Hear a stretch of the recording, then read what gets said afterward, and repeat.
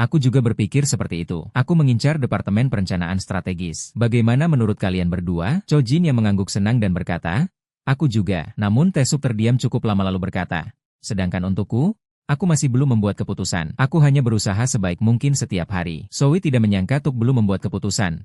Serunya, kalau begitu, itu agak mengecewakan. Semua orang berusaha sebaik mungkin. Lagi pula, kemana orang-orang seperti Tuk akan pergi jika mereka tidak masuk Departemen Perencanaan Strategis? Melihat Tae-suk tidak menjawab, Seo Yunji kembali berkata, pikirkan baik-baik. Meskipun aku tidak tahu apapun tentang saudara-saudara di Osuri, tetapi Tae-suk, aku punya cara yang pasti akan membuatmu masuk 5 besar. Tae-suk terdiam lalu bertanya langsung, aku tidak tahu apakah itu efektif. Tetapi jika ada cara seperti itu, akan lebih bermanfaat bagi Seo Yunji untuk menemukan seseorang di tim C. Benar? Kan? Tuk terus ingin mengatakan penolakannya. Namun Gene yang di sebelahnya telah menutup mulutnya. Ia tersenyum dan berkata, tidak, Tae-suk akan pergi ke Departemen Perencanaan Strategis. Ia mengatakan kepada saya bahwa dalam perjalanan ke sini, ia bertanya kepada saya apa pendapat saya tentang Departemen Perencanaan Strategis. Ketika saya mendengar kalimat itu, saya juga tahu bahwa ia juga memiliki pemikiran yang sama. Seo Yunji menghela napas lega setelah mendengar apa yang dikatakan Gene. Gumamnya dengan emosi. Jika demikian, maka itu bagus karena sepertinya ia tidak memikirkan apapun. Jadi saya agak khawatir. Jika Tuk tidak peduli dengan Departemen Perencanaan Strategis, maka ia hampir tidak diperlukan. Tuk terdiam lama dan kemudian bertanya kepada Seo Yunji. Departemen Perencanaan Strategis hanya memiliki 5 posisi dalam evaluasi komprehensif. Anda mengerti apa yang saya katakan, bukan? Seo Yunji mengangguk dan berkata, tentu saja. Cho Jingyong di sebelahnya juga angkat bicara. Jika Anda memasukkan Tuk dan tim peneliti kami dan Seo Yunji, ada 6 orang. Bukan, tetapi hanya ada hingga 5 posisi. Tidak cukup ruang. Kan? Seo Yunji berkata tanpa mengubah ekspresinya. Benar sekali. Tidak semua orang bisa masuk ke Departemen Perencanaan Strategis, jadi kita harus bersaing satu sama lain. Jin Yong menoleh untuk bertanya pada Tuk apa yang harus dilakukan sekarang. Tuk mengerutkan kening dan menjawab, apa yang kau katakan? Itu artinya kita harus putus denganmu. Seo Yunji menghela napas dan berkata, negosiasinya gagal. Kalau soal permainan massal, aku punya lebih banyak keuntungan karena dulu aku pernah menjadi anggota tim pemandu sorak. Senior Jaido juga berkata bahwa dia akan memberiku peran sebagai komandan wanita. Begitu Seo Yunji menyebutkan permainan topeng, sistem juga menampilkan pemberitahuan yang menjelaskan bahwa permainan topeng adalah tarian yang dilakukan banyak orang bersama-sama. Mereka bisa mengenakan pakaian dengan warna berbeda dan menari secara berkelompok atau menunjukkan gambar yang menyatu satu sama lain melalui kartu. Ini adalah salah satu program utama minggu ketiga dan keempat dalam proses pelatihan karyawan baru di grup LN. Seo Yunji berkata kepada Tae-suk bahwa poin untuk bagian permainan massal akan berjumlah total 150 poin. Jika kamu bekerja sebagai komandan pria dan wanita,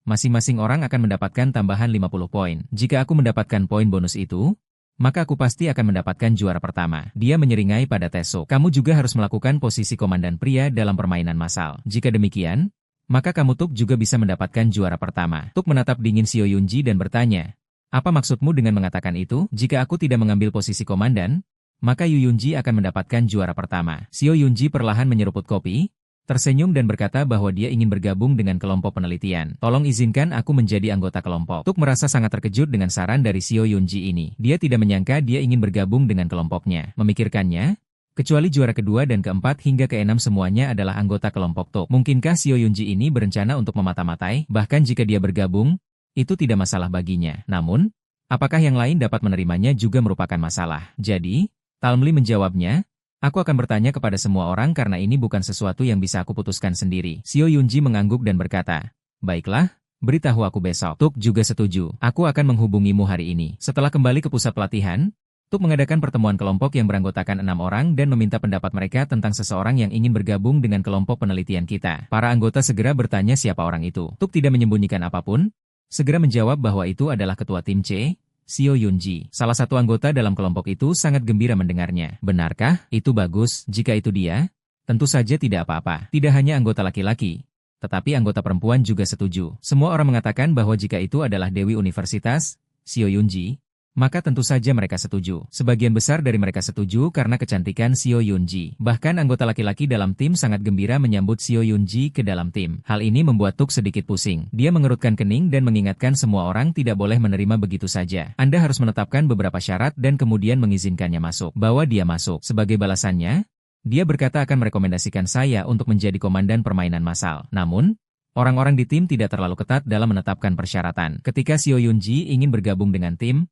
Mereka semua setuju serempak. Bahkan para gadis sangat senang dan tidak memiliki kecemburuan di hadapan kecantikan dewi itu. Karena partisipasi Xiao Yunji, bahkan semua orang di kelompok itu ingin menyelenggarakan pesta penyambutan. Tuk sedikit terkejut. Reaksi semua orang jauh lebih baik dari yang dia kira. Juga, pada malam yang sama, Tuk menghubungi Xiao Yunji lagi dan memberitahunya bahwa semua orang telah menyetujui permintaannya untuk bergabung dengan kelompok itu. Ketika Taisuk sedang mendiskusikan konten berikutnya dengan semua orang di kelompok itu, tiba-tiba ada ketukan di pintu di luar ruang rapat bersamaan dengan suara jelas Xiao Yunji. "Bolehkah saya masuk?" Segera setelah itu, Xiao Yunji masuk dengan senyum cerah. "Halo semuanya, saya Xiao Yunji. Saya akan bekerja di kelompok penelitian bersama semua orang mulai hari ini." Semua anggota tim sangat gembira dengan penampilan Xiao Yunji. Hanya Taesuk yang masih duduk diam di posisi ketua tim. Dia menatap Xiao Yunji yang dikelilingi semua orang. Dalam hatinya, dia juga merasa sedikit rumit. Waktu berlalu begitu saja. Sekitar seminggu telah berlalu sejak Xiao Yunji bergabung dengan kelompok. Seorang anggota tim menoleh untuk bertanya dengan khawatir, "Xiao Yunji,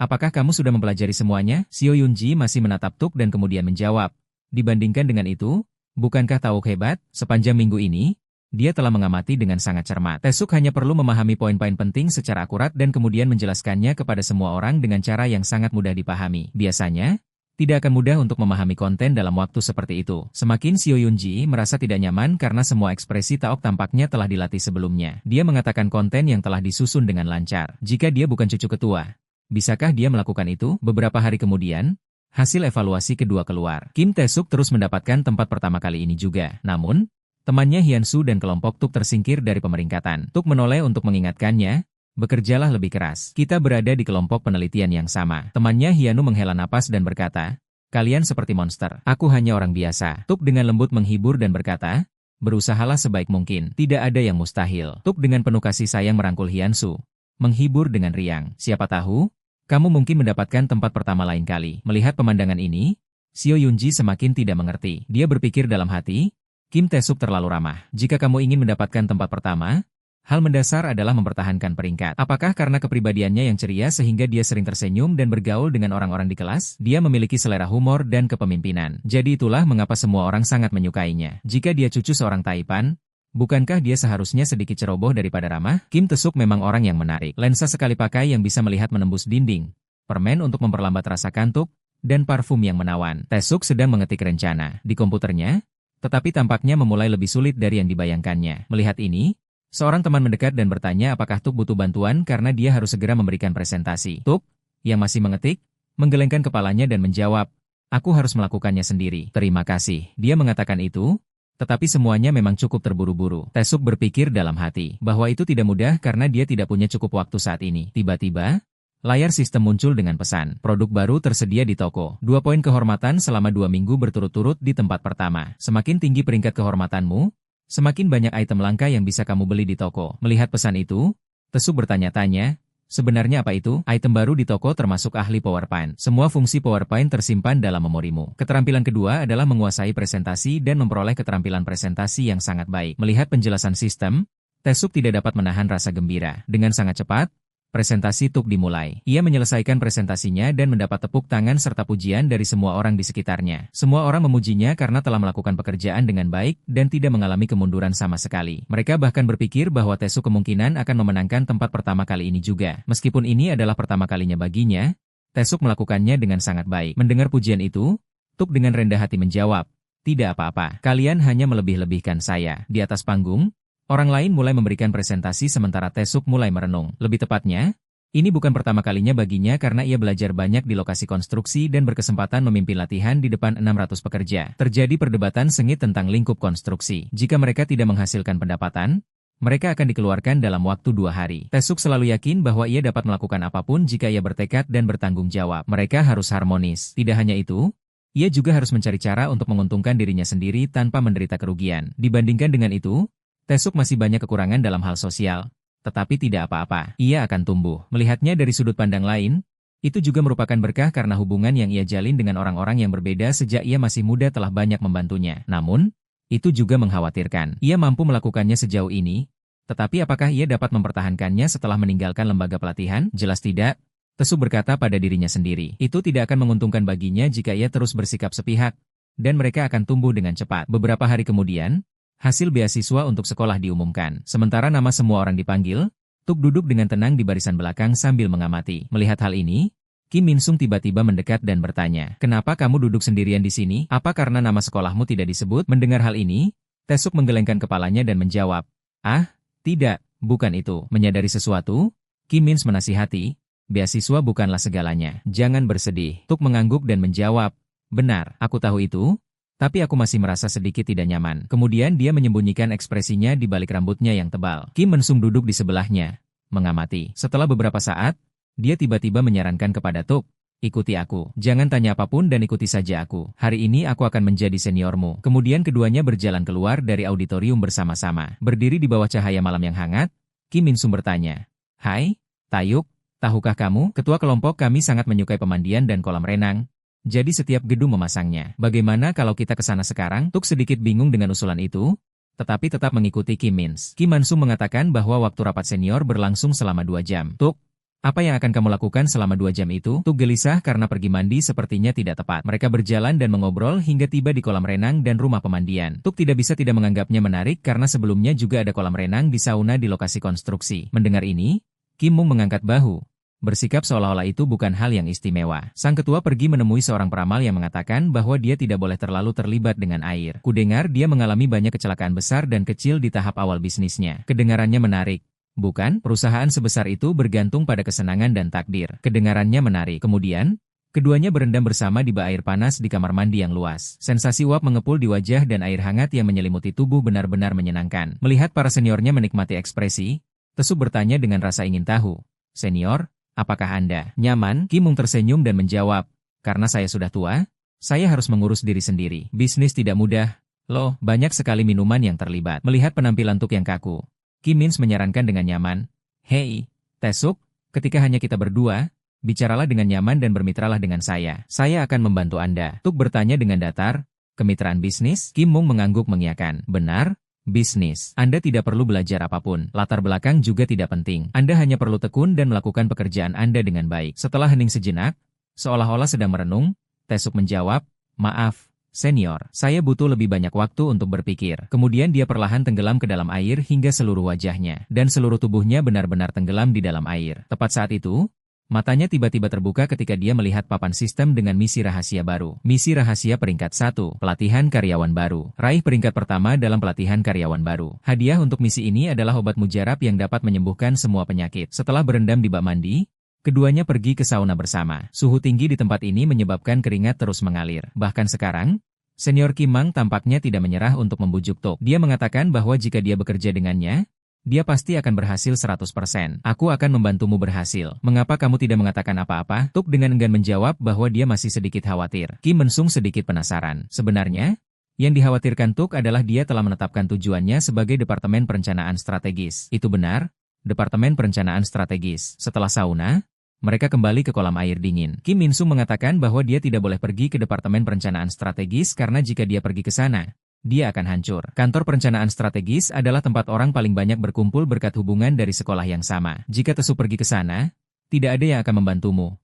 Kan? Sejujurnya, Departemen Perencanaan Strategis hanya berisi fiksi. Tidak ada yang dapat membantu Anda dalam hidup. Pikirkan lagi. Ini dunia tidak semudah yang kau kira. Terutama Departemen Perencanaan Strategis yang penuh dengan elit. Lebih baik kau berbisnis denganku. Itu adalah tempat di mana kau akan dihargai atas usahamu. Taesuk mengangguk dan menjawab, "Terima kasih. Aku akan mengingatnya, senior." "Tapi bagaimana kau tahu begitu banyak?" Mendengar ini, Kim Mung berbalik dan berkata dengan makna yang dalam, "Saat itu, nilai akhirku di lembaga pelatihan adalah keempat. Secara kebetulan, tujuanku juga adalah Departemen Perencanaan Strategis. Tapi aku, Kim Min, melihat sifat sejati dari para elit itu. Jadi, aku mendapat kesempatan untuk masuk ke Departemen Perencanaan Strategis. Jika kau masuk ke Departemen Perencanaan Strategis, tahukah kau bahwa kau harus berganti-ganti pekerjaan dalam setahun? Tapi bahkan setelah bekerja selama setahun, aku masih tersingkir dari seleksi akhir." Mengatakan ini, Kim Min Sung dengan tegas menoleh dan bertanya, "Kau tahu kenapa?" "Itu karena teori. Karena saya berasal dari universitas lokal." Mendengar ini,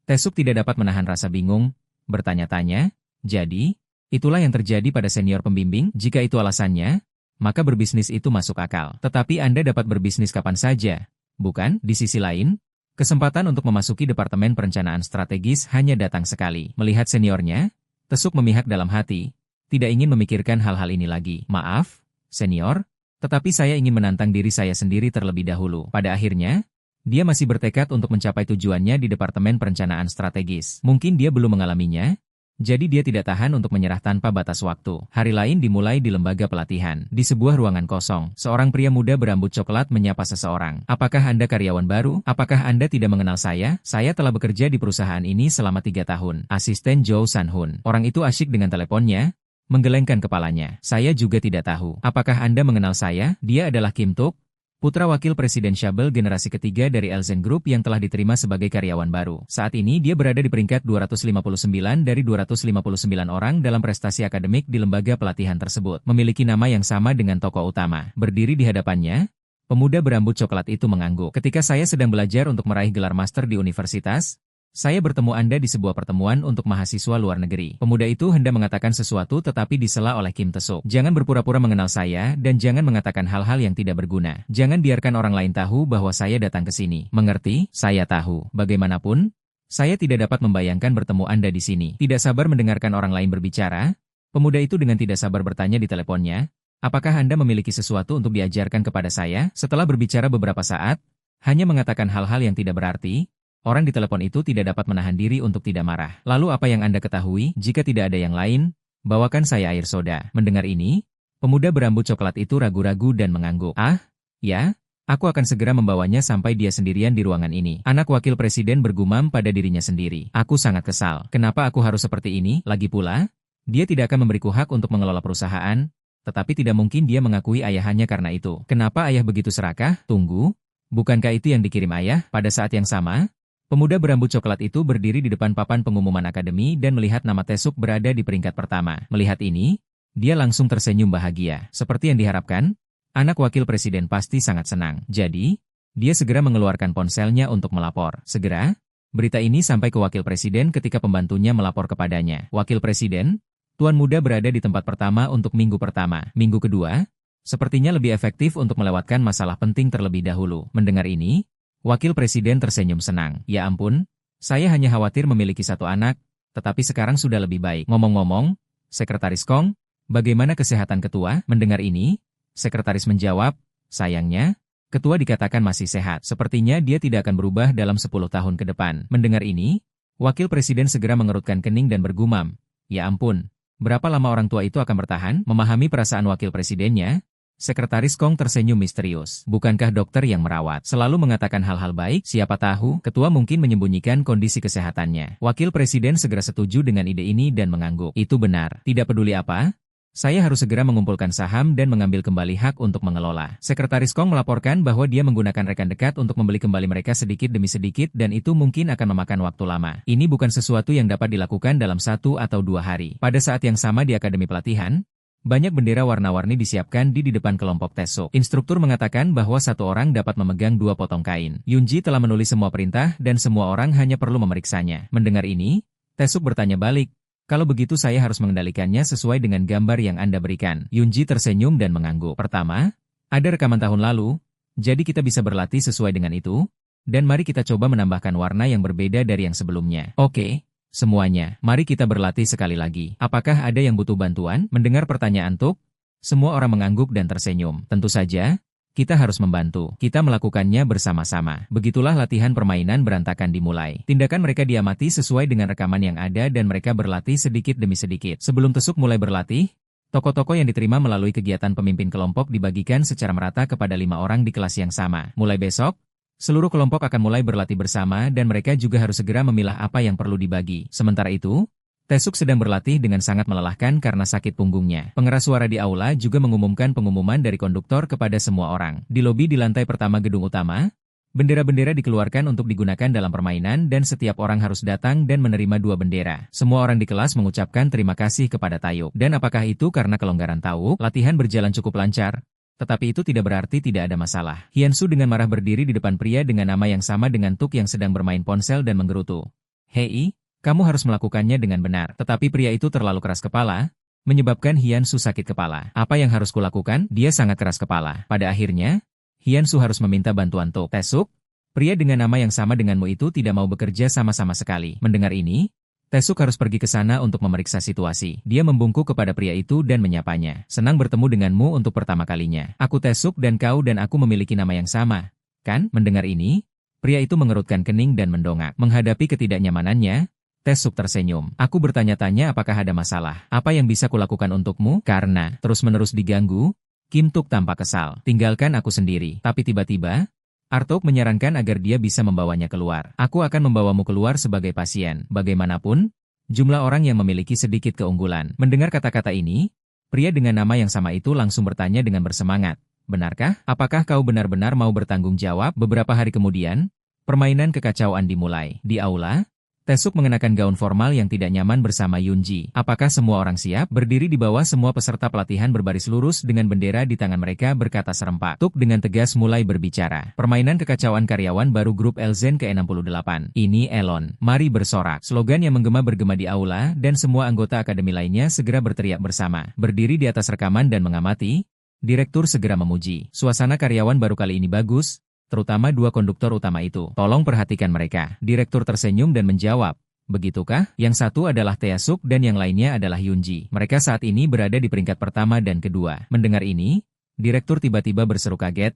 Oh, apa yang kamu katakan? Nama pemuda itu adalah Taesuk. Karena mereka memiliki nama yang sama. Putra wakil presiden itu dikira oleh bawahan ayahnya sebagai peringkat pertama sementara dia berada di peringkat 257. Sekarang melihat peringkatnya, Kim Taesuk sangat marah. Evaluasi minggu ketiga. Apakah orang-orang berpangkat tinggi itu hanya belajar untuk hidup? Tidak. Jika ayah tahu, semuanya berakhir. Saat dia menggaruk kepalanya, tidak tahu harus berbuat apa.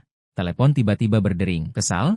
Dia mengeluarkan ponselnya untuk melihat, dan dia bahkan lebih tercengang saat melihat pesan itu. Batas penggunaan kartu telah ditingkatkan. Meskipun dia tidak tahu hal baik apa yang terjadi pada ayahnya. Memiliki lebih banyak uang untuk dibelanjakan tiba-tiba membuat Kim Suk merasa senang. Pada saat yang sama, pada rapat pimpinan inti perusahaan yang rutin, Direktur perusahaan Elzo memutuskan untuk membiarkan para perwakilan menonton rekaman permainan berantakan karyawan baru. Menyalakan proyektor, Wakil Presiden menoleh ke ketua dan berkata dengan antusias, "Ketua, kali ini Taesuk Anda menduduki peringkat pertama dalam pelatihan karyawan baru. Selisih skor di tempat kedua adalah 18 poin, jadi tempat pertama secara keseluruhan hampir pasti." Mendengar Wakil Presiden mengatakan itu, Ketua perusahaan merasa curiga di dalam hatinya. Anak itu mendapat tempat pertama. Dia pasti menggunakan suatu trik. Pada saat ini, direktur di sebelahnya juga menimpali. "Ketua, saya berkunjung saat permainan berlangsung kali ini. Itulah pertama kalinya saya bertemu Tuk. Dia benar-benar pemuda yang sangat tampan. Dia sangat pandai bernyanyi dan berperilaku sangat baik." Kata-kata direktur sekali lagi membingungkan sang ketua. Mengapa direktur mengucapkan kata-kata yang menyanjung seperti itu? Mungkinkah tahu benar-benar sehebat itu? Baiklah.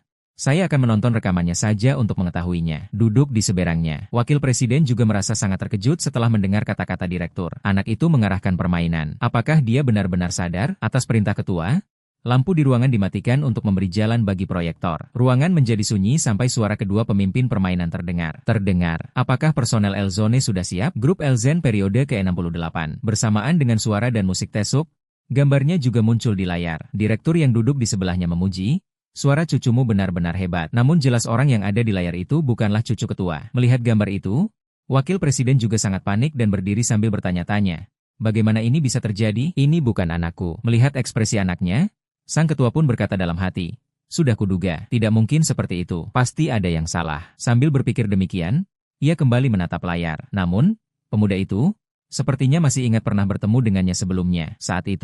Saat berendam di air panas, pemuda itu pun mengucapkan satu kalimat kepadanya sebelum pergi. "Semoga sukses dalam bisnismu dan selalu sehat. Semoga semuanya berjalan lancar." Saat itu, sang ketua pun tersenyum ramah dan menjawab, "Baiklah, semoga pekerjaanmu lancar." Benar sekali. Orang yang ada di layar itu tidak lain adalah pemuda yang ditemuinya di lokasi konstruksi yang akan segera rampung. Ia tidak menyangka pemuda itu juga masuk ke Elzone. Kemudian, rapat pun berakhir. Di lorong, sang direktur terus memuji cucu ketua. Namun, setelah mendengarnya cukup lama, sang ketua tiba-tiba menggelengkan kepala dan menyangkalnya. "Teman yang memerintah itu bukanlah cucuku. Ia hanya teman yang kukenal." Setelah mengatakan itu, sang ketua bertanya kepada asisten berapa minggu lagi tersisa dalam kursus pelatihan dan menerima jawaban bahwa minggu depan adalah minggu terakhir. Melihat ini, sang ketua tiba-tiba menyarankan bahwa akan lebih baik untuk pergi dan mencoba melihat sekarang juga. Dan di dalam kelas, Wakil Presiden duduk sendirian di sini dengan marah. Suasana hatinya kacau dan dia dengan sakit hati menelepon seseorang. "Di mana kamu?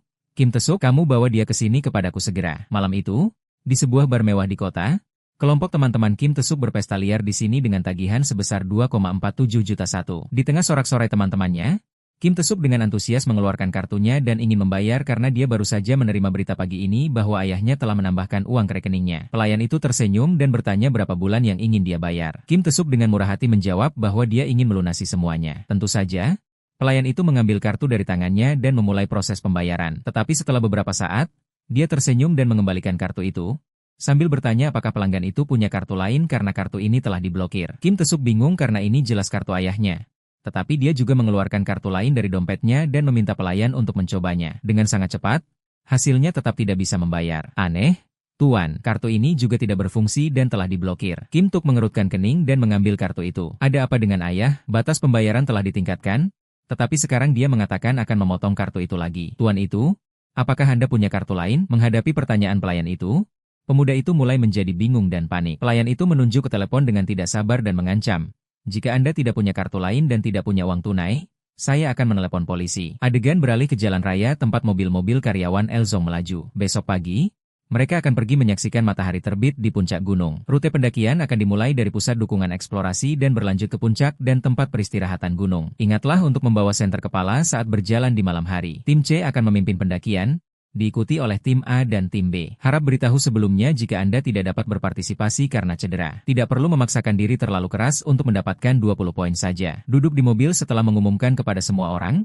Kim Min-sung berbalik untuk bertanya kepada juniornya. Latihan lari sudah selesai. Bagaimana menurutmu? Tuk tersenyum dan menjawab, aku cukup puas, senior. Haha, sepertinya kamu yakin akan menjadi nomor 1.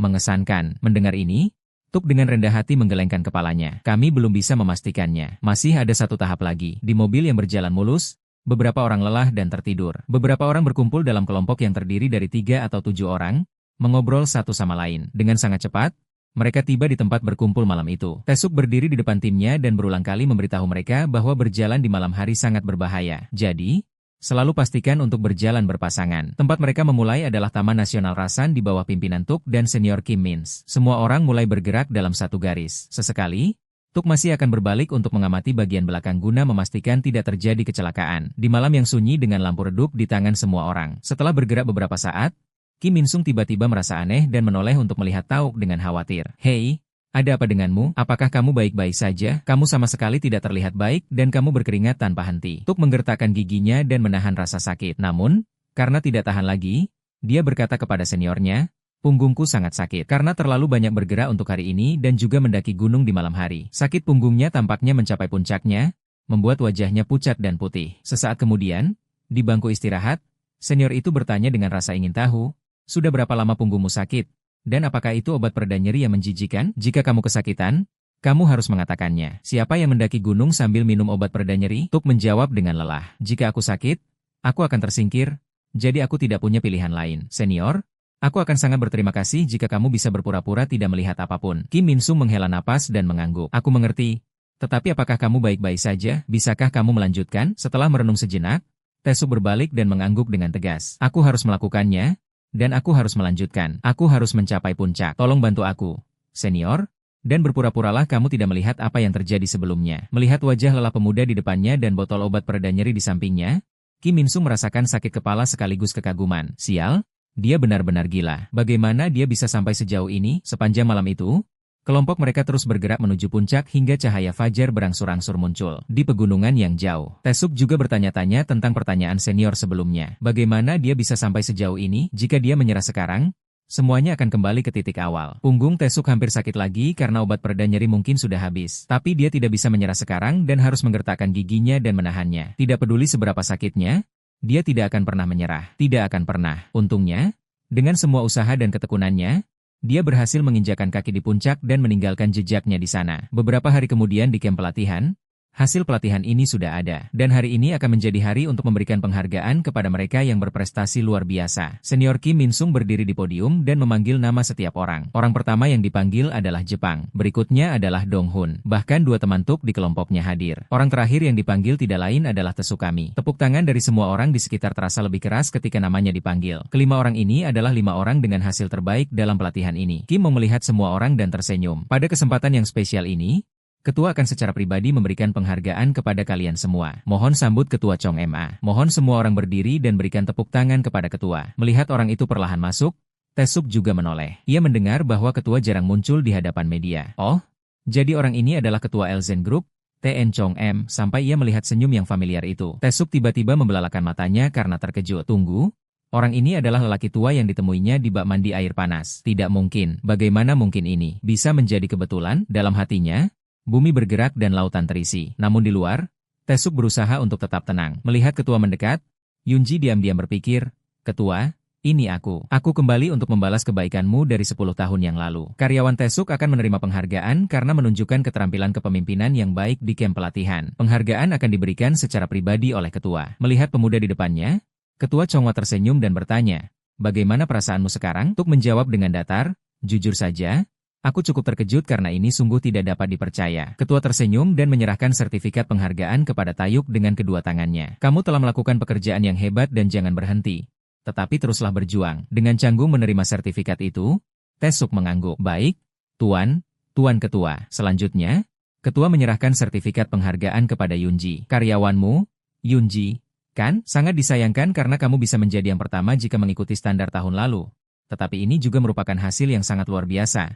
Jadi tolong teruslah melakukannya dengan baik. Grup Elen membutuhkan orang-orang berbakat sepertimu." Wanita muda itu mengangguk dengan tegas dan berkata dalam hati, "Tentu saja, Tuan Ketua, karena ini semua berkat bantuanmu. Jika bukan karenamu, kondisi jantungku tidak akan dirawat dan pulih seperti ini." "Terima kasih, Tuan Ketua." Setelah sertifikat upacara pemberian penghargaan, suara lantang senior Kim Min Sung kembali menggema dalam suasana hati semua orang yang gembira. "Kita akan mengakhiri pelatihan karyawan baru di sini, dan semua orang telah melakukan pekerjaan yang hebat." Kamp pelatihan berakhir setelah upacara penghargaan. Sekarang yang tersisa hanyalah menunggu hasil untuk melihat departemen mana yang akan mereka tempati berdasarkan pilihan pertama, kedua, dan ketiga mereka. Namun saat ini semua karyawan sedang dalam masa istirahat 5 hari dari sini. Selama waktu itu, mereka akan menerima pesan dari departemen yang ditugaskan. Namun sebelum itu, Taesuk memiliki satu hal lagi yang harus dilakukan, yaitu memeriksa hadiah untuk misi tersembunyi ini. Dia meraih tempat pertama di kamp pelatihan dan menyelesaikan misi dengan hadiah ramuan, obat mujarab yang dapat menyembuhkan semua jenis penyakit. Sebelum dia bisa pulang dan beristirahat,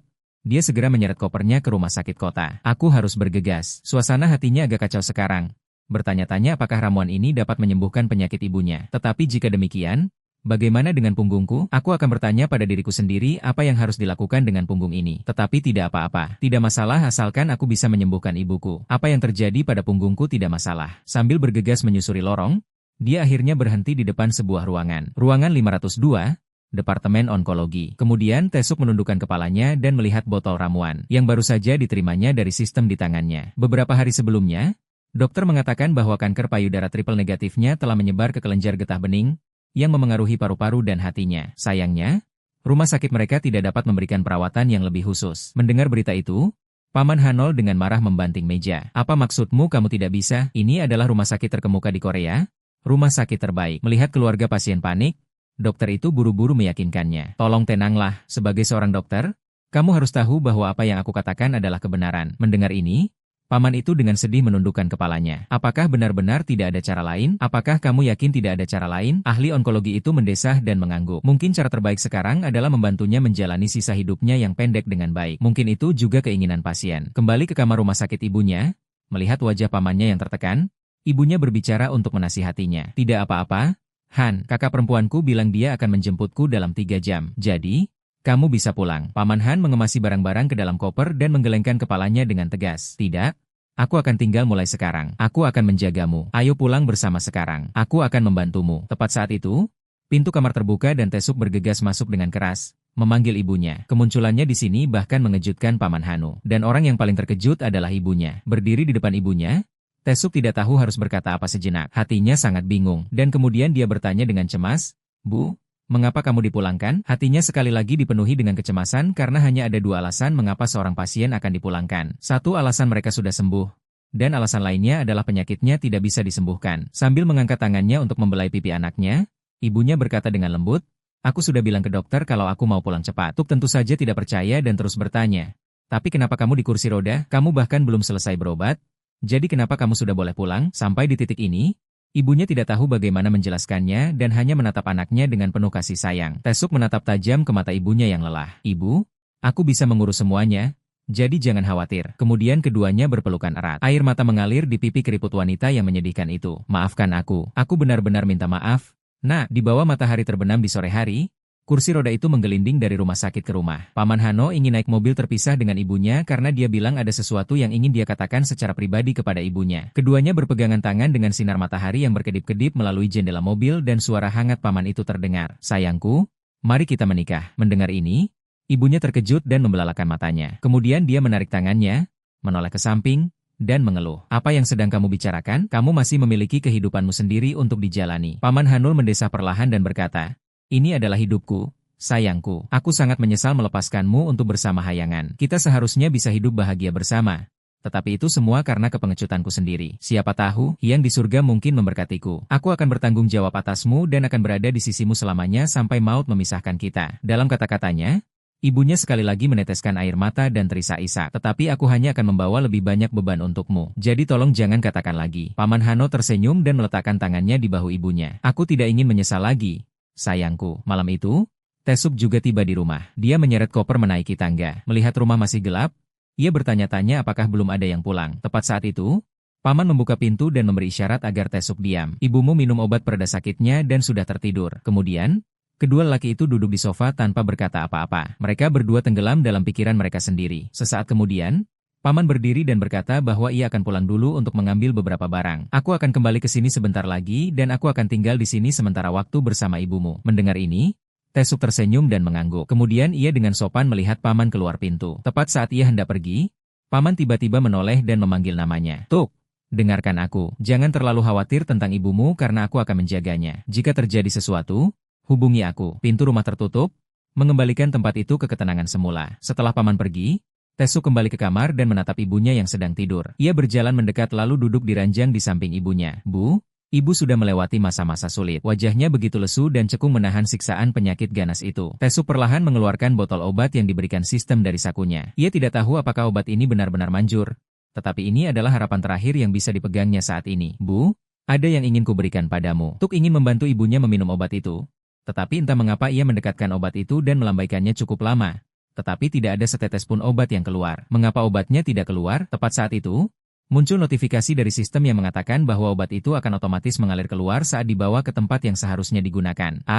Jadi begitulah. Obat itu mengalir ke mulutnya dan cahaya misterius pun keluar. Cahaya itu seakan menerangi seluruh ruangan yang gelap. Setelah menghabiskan setengah obat itu tiba-tiba berhenti mengalir keluar. Tuk sekali lagi bertanya-tanya dalam kebingungan mengapa cairan itu tidak keluar lagi. Sistem segera mengumumkan bahwa itu karena ia telah menggunakan cukup obat yang dibutuhkan untuk pengobatan. Silakan gunakan sisa obat untuk menyembuhkan punggung Anda. Mendengar sistem mengatakan ini, Taesuk sekali lagi menatap botol obat. Anda tahu bahwa saya akan menggunakan semua obat untuk ibu saya sebagai gantinya. Dari sistem saya sendiri. Dengan sangat cepat, malam yang damai berlalu dengan sinar matahari yang hangat. Ibunya terbangun dari tidur nyenyak yang langka dan merasa bingung ketika dia merasakan perbedaan dalam tubuhnya. Apa yang terjadi pada tubuh saya? Tidak ada rasa sakit sama sekali. Apa yang sebenarnya terjadi? Apakah ini keajaiban? Tuk berdiri di luar pintu sambil mengamati. Setelah memastikan bahwa obatnya memang efektif, dia tersenyum bahagia melihat obat yang tersisa di tangannya. Saya tidak tahu siapa Anda, sistem, tetapi terima kasih. Saya sangat berterima kasih. Sesaat kemudian,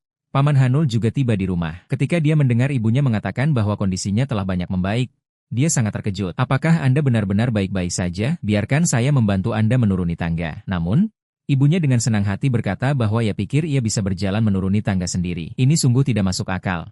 Bukan? Tentu saja aku tidak sedang bermimpi. Bukan? Mendengar ucapan ibunya itu, sang paman tidak punya pilihan selain membawanya ke rumah sakit untuk pemeriksaan ulang karena semuanya masih belum pasti. Hasil pemeriksaan menunjukkan bahwa semua sel kanker di tubuh Ibu Tuk telah menghilang. Meskipun sulit dipercaya, dokter yang bertugas telah mengonfirmasi hasil tersebut beberapa kali. Paman Hano juga seorang dokter.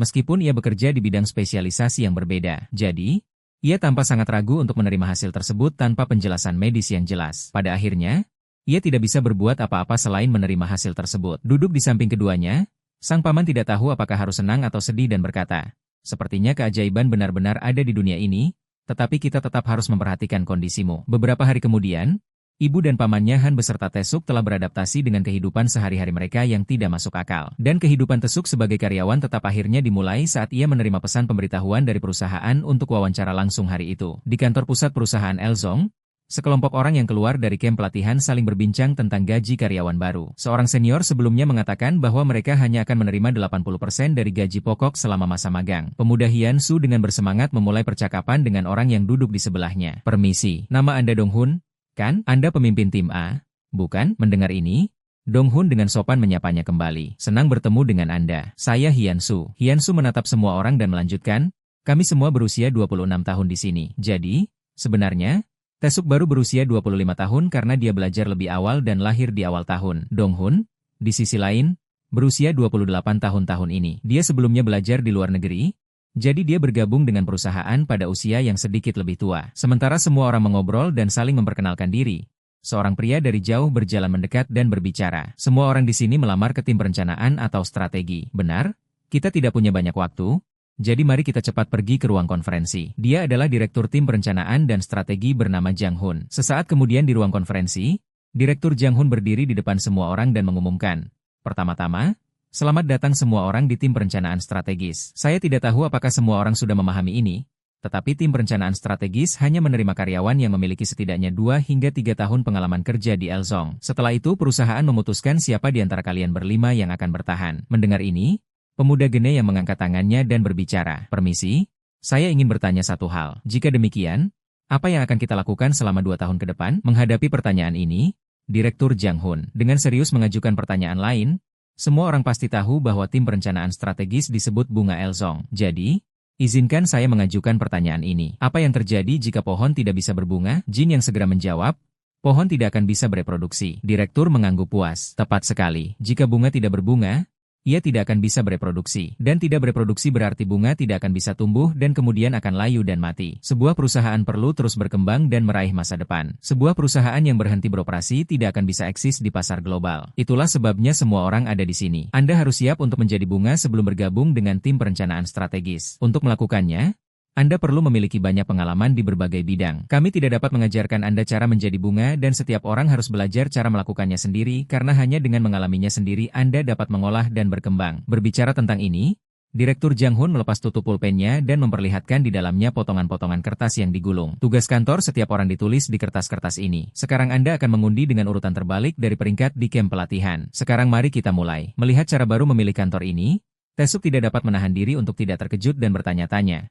Jangan bila mereka memutuskan ini dengan undian acak. Temannya Hyun-soo mengundi tim nomor 3, bisnis asuransi jiwa Elzong. Pemuda itu, Geneyong, mengundi tim manajemen kualitas peralatan elektronik Elzang. Dong-hong adalah tim personalia Elzong. Wanita muda itu, Yoon-ji, mengundi tim bisnis peralatan rumah tangga Elzong. Dan orang terakhir adalah Taesuk. Melihat ini, direktur itu menggelengkan kepalanya dan berkata, Anda tidak perlu membacanya dengan keras. Lagi pula, hanya ada satu ruangan yang tersisa. Dalam 2 bulan ke depan, saya akan menerima laporan tentang etos kerja dan sikap semua orang dari para pemimpin tim di departemen. Dan tentu saja, kami juga akan menggunakan laporan tersebut untuk mengevaluasi kemampuan Anda. Setelah 2 bulan, Anda akan dipindahkan lagi ke departemen lain dengan cara yang sama seperti hari ini. Jika tidak ada yang punya pertanyaan lagi, mari kita akhiri hari ini. Sampai jumpa 2 bulan lagi. Beberapa hari kemudian, Taesuk sedang duduk menunggu di halte bus. Sebuah mobil hitam tiba-tiba berhenti di depannya, dan kepala Paman Han menyembul keluar. Masuklah, Taesuk, biar aku antar ke stasiun Chinan. Jangan ragu lagi, cepatlah. Kau tidak boleh terlambat di hari pertama kerjamu. Di bawah paksaan Paman. Tuk tidak punya pilihan selain masuk ke mobil agar Paman bisa mengantarnya ke stasiun kereta. Duduk di mobil,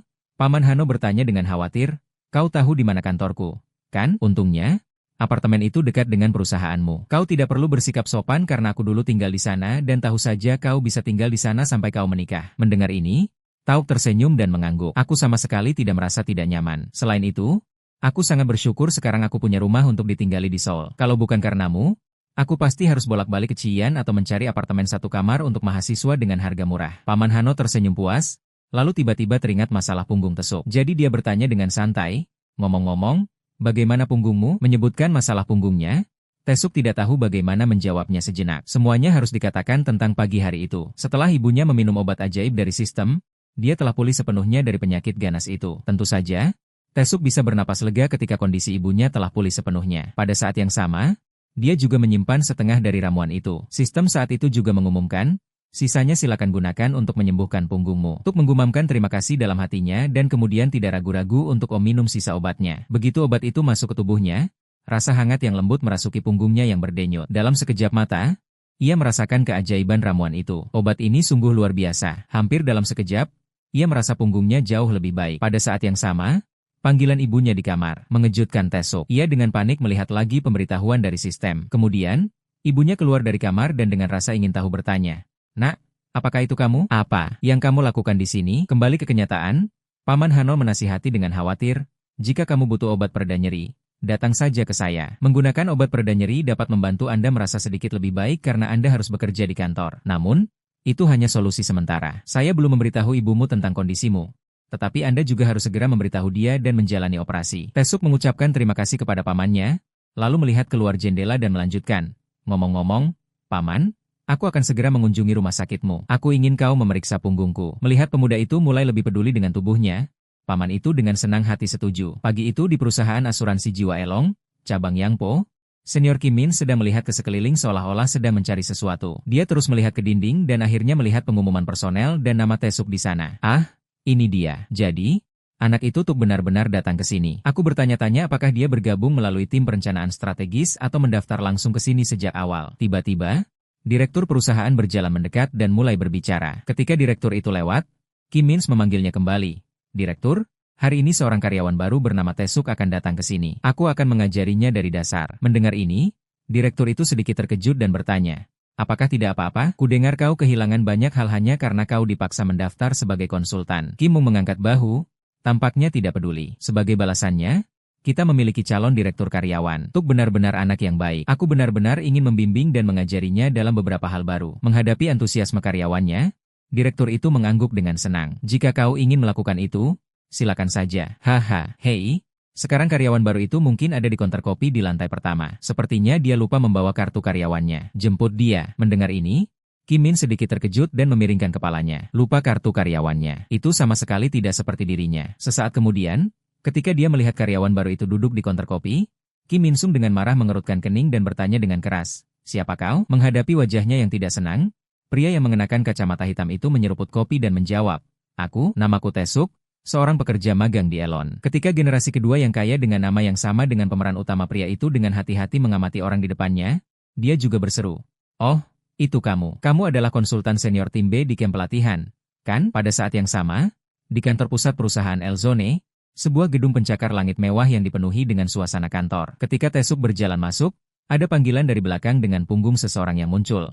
"Kamu sudah tiba." Ternyata orang itu adalah Dong Hun. Tampaknya keduanya akan bekerja di ruangan yang sama dan sama-sama ditugaskan di tim personalia. Tuk menggesek kartu karyawannya dan mengangguk. "Menurut apa yang aku tahu, itu benar. Tim personalia tidak tahu bahwa kita datang ke sini melalui tim perencanaan strategis." "Ya," Dong Hun tersenyum dan setuju. "Kurasa mereka tidak tahu." Sesaat kemudian di departemen personalia di bawah tim manajemen sumber daya manusia Elzen Group, Tuk dan Dong Hun membuka pintu dan masuk. Keduanya berkata serempak, "Selamat pagi semuanya." Seorang karyawan wanita yang duduk di mejanya melihat ini dan menjawab, "Kalian karyawan baru, kan? Silakan tunggu di kursi sebentar." Jadi keduanya mengikuti perintah dan duduk di sana kaku seperti patung. Kemudian, karyawan wanita dari sebelumnya berjalan mendekat. "Kau mungkin tahu siapa aku, kan? Kami bertemu di tes evaluasi kepribadian." Secara naluri, Tuk ingin melihat nama wanita itu di kartu karyawannya, tetapi dia telah membalik kartu karyawan itu ke belakang. Tetapi ini tidak menyulitkan ingatan ajaib pemuda itu. Dia dengan cepat mengingat di mana dia bertemu wanita ini. Dia telah memperkenalkan dirinya sebagai Yumi yang bergabung dengan perusahaan pada tahun 2017. Dalam pertemuan sebelumnya di kamp pelatihan,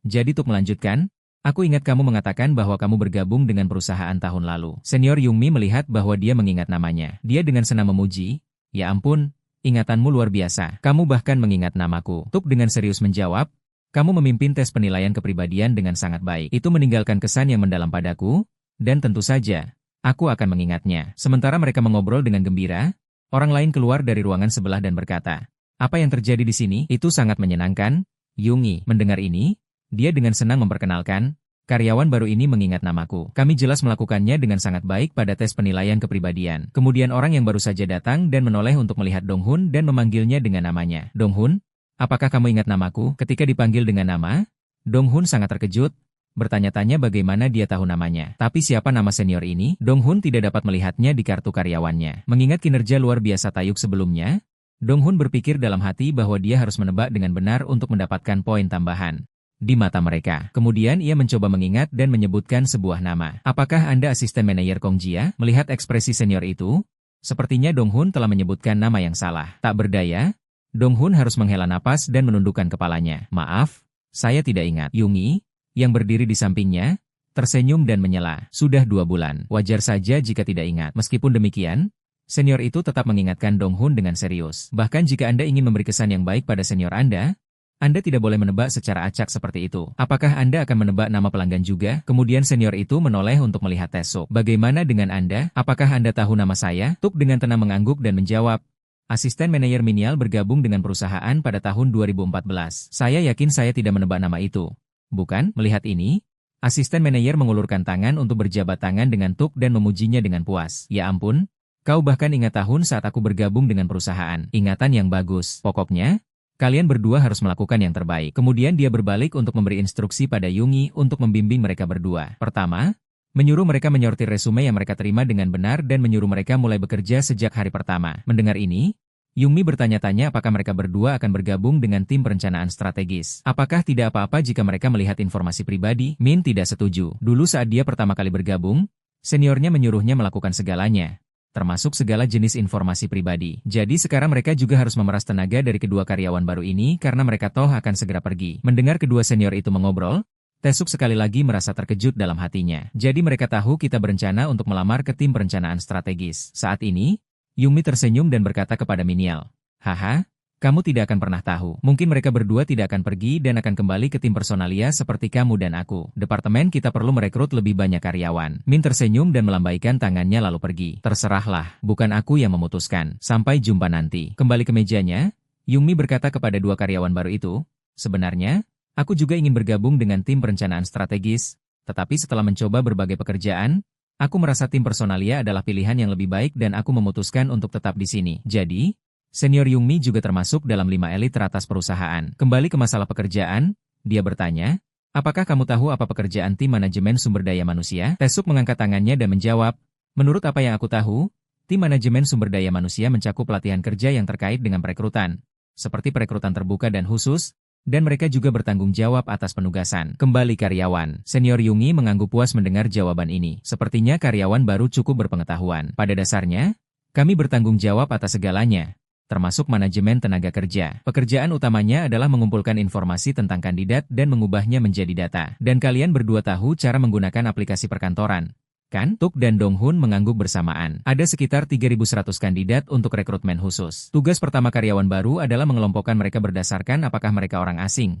memiliki setidaknya 3 tahun pengalaman, dan bekerja di departemen mana. Kalian berdua harus bekerja sama dalam hal ini dan membaginya. Ya, senior, kami mengerti. Menerima tugas itu, Dong Hun menoleh ke Tae-suk dan menyarankan, hei, totalnya ada 3.100, jadi mari kita bagi menjadi 2. Kamu kerjakan 1.500 orang pertama, dan aku akan mulai dari 1.500 orang pertama. Mendengar ini, Tuk bertanya, menurutmu apakah lebih efisien untuk membaginya? Dong Hun mengangguk dengan bingung dan bertanya, tidakkah menurutmu begitu? Melihat keduanya masih mengobrol, Yungi mengingatkan, kalian berdua harus mulai lebih awal. Kalian harus menyelesaikan pekerjaan ini hari ini. Ah, ya, aku mengerti, kata Dong Hun dan berbalik untuk mengingatkan Tuk lagi. Ayo cepat selesaikan pekerjaan ini. Sementara itu, Tuk terdiam dan tidak mengatakan sepatah kata pun. Cepat sekali, 3 jam telah berlalu. Tae-suk hampir selesai sekarang dan dia hanya perlu mengekspor data dari teks lalu mengonversi data tersebut ke dalam spreadsheet dan itu tidak akan lama. Dia hanya perlu mencetak berkas ini. Kan? Dong Hun yang duduk di sebelahnya menggaruk kepalanya dengan ekspresi putus asa. Ini benar-benar melelahkan. Kurasa aku tidak bisa menyelesaikannya hari ini. Saat dia memeras otaknya, Tae-suk berjalan mendekat dan bertanya kepada senior. Sudah selesai? Ah, ya, aku sudah selesai. Spreadsheet memiliki fungsi penyaringan dan pencarian otomatis. Jadi aku menggunakannya untuk mengurutkan secara otomatis berdasarkan klasifikasi. Sekarang aku hanya perlu mencetaknya. Mendengar Tae-suk mengatakan itu, Dong Hun menjadi khawatir. Ya ampun, kurasa aku tidak bisa menyelesaikannya hari ini. Apa yang harus kulakukan? Tuk tersenyum dan berkata lembut, jangan khawatir, aku akan membantumu mengerjakan setengahnya. Kita bisa memberitahu senior bahwa kita melakukannya bersama-sama. Du Engge-hun bersemangat ingin menyetujui, tetapi khawatir apakah ini baik-baik saja. Ya? Tentu saja, cintai rekan senegaramu, cintai negaramu. Dengan dukungan Tuk, mereka dengan cepat menyelesaikan pekerjaan hari ini. Tuk mengangkat tangannya untuk melapor kepada senior. Setelah menyelesaikan pekerjaan, senior Yungi tampak terkejut dengan kemajuan ini. Benarkah? Itu cepat. Apakah kamu melakukannya dengan akurat? Kirimkan aku berkasnya. Oke. Tuk setuju dan mengirim berkas kepadanya melalui email. Setelah memeriksa berkas yang baru saja diterimanya, Yungi berseru dan buru-buru memanggil asisten manajer. Apa-apaan ini? Kelihatannya bagus. Sangat bagus. Asisten manajer. Awal dari karyawan baru ini hebat. Mendengar ini, asisten manajer tersenyum. Haha, kata pujian untuk hari pertama kerja. Apakah ada yang merokok? Dong Hun segera mengangkat tangannya. Saya merokok. Jadi, Asisten manajer menyarankan untuk naik ke atap untuk merokok bersama. Tuk, apakah kamu ingin bergabung dengan kami? Tuk menggaruk kepalanya dengan malu-malu dan menolak. Tidak, terima kasih. Saya akan melewatinya. Kemudian, di area merokok di atap kantor pusat Elzong Group, sambil memegang sebatang rokok di tangannya, asisten manajer Mino dengan penasaran bertanya kepada Dong-hun. Bagaimana hari pertamamu? Apakah kamu bisa melakukannya? Dong-hun ragu-ragu dan dengan tidak yakin menjawab, aku tidak bisa mengatakannya dengan pasti. Melihat kekhawatiran di hati karyawan baru itu, Mal menasihati, jangan khawatir. Awalnya memang selalu sulit. Kamu akan terbiasa. Ya, aku akan berusaha sebaik mungkin. Memadamkan rokok di asbak, Mino melanjutkan, apakah kamu kenal Tesuk? Mendengar ini, Dong-hun menjawab, aku mengenalnya dengan baik. Aku pemimpin tim A dan dia pemimpin tim B. Apakah ada yang ingin kamu ketahui tentangnya? Senior, Min mengangguk. Begitu, seorang pemimpin kamp pelatihan dan juga pelamar untuk tim perencanaan strategis. Tampaknya kali ini dia adalah andalan para karyawan baru. Dong-hun berkata, kau tahu, Tesuk adalah orang yang hebat karena banyak alasan. Dia tidak lulus dari universitas bergengsi dan masuk ke sini melalui sistem bank kredit akademik, dan dia melakukannya dengan sangat baik di sini. Satu-satunya pengalaman kerja sebelumnya yang dia miliki adalah dari pekerjaan kasar, yang tidak dianggap sebagai pengalaman di sini. Informasi yang baru saja dikatakan oleh senior itu mengejutkan Dong-hun. Benarkah? Pekerjaan kasar? Melihat ekspresi terkejut Dong-hun, Min penasaran. Apa? Kau tidak tahu tentang ini? Dong-hun menggaruk kepalanya. Ya? Aku tidak tahu karena pertama kali aku bertemu Tuk adalah di kamp pelatihan. Min berdiri dan berkata, menurut data yang kami miliki dalam berkas karyawan, keadaan Tesuk tampak sangat berbeda darimu. Dong-hun, jadi, perlakukan Tesuk dengan baik. Kau lebih tua darinya. Bukan, menghadapi perhatian dan instruksi dari senior itu, Dong-hun dengan senang mengangguk. Kalau begitu, mari kita kembali bekerja. Senang sekali bisa berteman dengan rekan kerja, jadi jangan terlalu khawatir dengan Tesuk karena poin evaluasinya. Melihat kepergian senior itu, Dong-hun tersenyum dalam hati. Para senior di sini sangat manis. Mereka telah memberiku semua nasihat dan perhatian untukku. Malam itu, para karyawan di perusahaan mulai meninggalkan pekerjaan. Tahun ini, perusahaan tidak mengadakan pesta perayaan untuk karyawan baru di sini. Jadi, Dong-hun menyarankan agar Tesuk keluar untuk minum untuk merayakan hari pertama mereka. Oke, aku tahu tempat yang bisa kita kunjungi. Ayo pergi bersama. Kemudian di bawah bimbingan Dong-hun, keduanya menemukan restoran barbecue di pinggir jalan. Begitu dia duduk, Dong-hun memesan 2 botol soju, yang mengejutkan Tok. Minuman keras dan makanan dibawa keluar, dan Dong-hun dengan antusias menuangkannya untuk Tok. Kemudian dia makan sambil bertanya dengan khawatir, tahu? Di mana kampung halamanmu? Tok melirik ponselnya dan menjawab, kampung halamanku adalah Jian, dan kamu dari Siako, kan? Dong-hun mengatakan bahwa keduanya mereka berasal dari pedesaan, jadi mari kita saling mengenal lebih jauh mulai sekarang. Pada saat yang sama, mereka berdua masuk ke perusahaan bersama-sama sehingga mereka dapat berbicara lebih nyaman satu sama lain. Tuk tentu saja menyetujui antusias merekanya ini. Mungkin tidak ada yang mau bekerja dengan rekan kerja yang tidak menyenangkan, bukan? Sambil minum dengan Dong-hun, Tuk sesekali melihat ponselnya dengan pesan dan tersenyum. Itu adalah grup obrolan pembelajaran yang mereka buat bersama terakhir kali. Tiba-tiba, pemuda Hian Su mengirim pesan yang mengumpat tawuk di grup obrolan tersebut. Melihat ini, Tesuk langsung tercengang. Ada apa? Mengapa mereka tiba-tiba membicarakanku? Baru setelah dia mengirim pesan untuk bertanya dengan jelas, dia menyadari bahwa orang yang mereka bicarakan bukanlah dia, tetapi pria dengan nama belakang yang sama dengannya. Hari ini, atasan senior mereka dari kamp pelatihan baru saja menandatangani kontrak asuransi dengan seorang pelanggan. Tetapi bajingan Kim Tesuk itu hanya berdiri di sana, membungkuk, dan menyilangkan lengannya. Dan dia melihat semuanya dari belakang dengan cemberut. Pelanggan wanita itu memperhatikan ekspresi itu, jadi dia merasa kesal. Dia bertanya mengapa karyawan yang berdiri di belakang berani menatapnya seperti itu. Pelanggan itu pasti merasa tersinggung, jadi dia tidak setuju untuk menandatangani kontrak. Haha, kontrak itu bernilai 200 juta satu. Jadi manajer cabang mengumpulkan semua karyawan baru, termasuk Kim Tuk itu, untuk melatih sikap mereka. Saya tidak mengerti apakah orang itu memiliki cukup kemampuan untuk memasuki perusahaan. Membaca pesan dari cerita semua orang, Tesuk tidak tahu bagaimana menanggapinya sejenak. Adapun wanita muda itu, Yunji, dia saat ini sedang bertemu dengan karyawan dari perusahaan mitra. Dia mengatakan bahwa dia tidak dapat menjawab pesan lagi karena ini adalah kesempatan bagus untuk berteman. Jadi, jangan mencarinya. Melihat Tauk terus-menerus melihat ponselnya, Dong-hun penasaran. Hei, apa yang kamu lihat?